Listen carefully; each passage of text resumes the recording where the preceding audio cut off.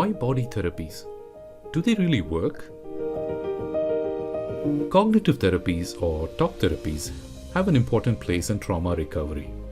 They are very effective in reducing symptoms. They are also good at addressing specific problems. However, people drop out of the treatment quite often. A lot of symptoms remain and clients continue to feel unwell. Why is this?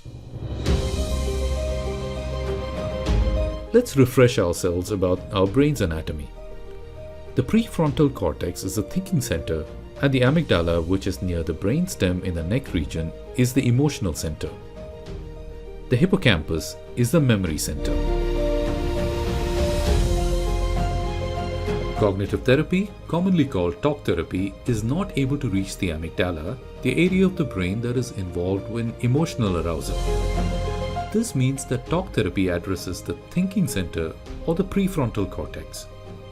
But the trauma symptoms actually sit in the lower brain and in the body. And the physiological symptoms often override whatever cognitive input that is provided.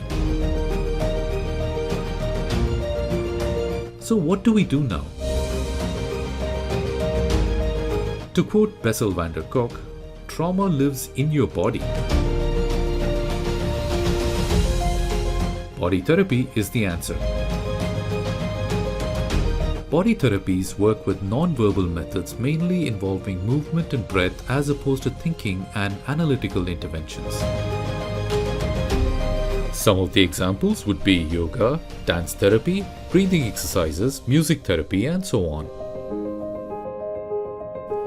They work by acting on the vagus nerve, which is able to regulate the nervous system. It reduces reactivity such as the flight, fight, or freeze response.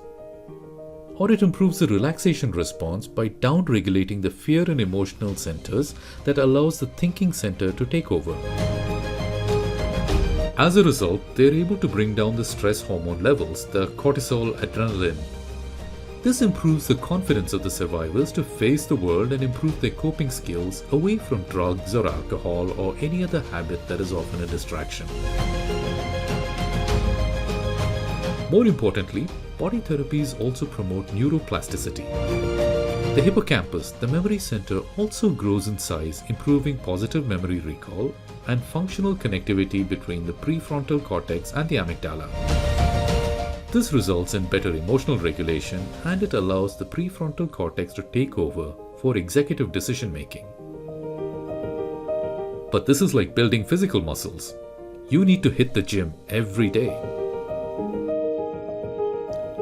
Body therapies can be particularly useful for children as they find it fun and they engage more easily. It can also help with lingering symptoms like chronic pain, recurring depression, or substance abuse, or even eating disorders. They are also useful in dealing with a crisis or a panic. They create the space for improving coping skills.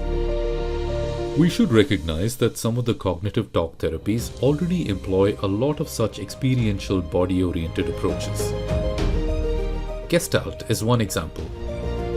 Dialectic behavioral therapy or DBT involves body awareness and mindfulness exercises.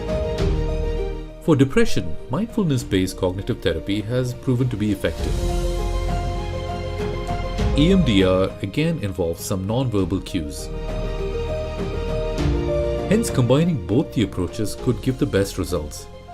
This is a very important additional tool that your therapist could employ.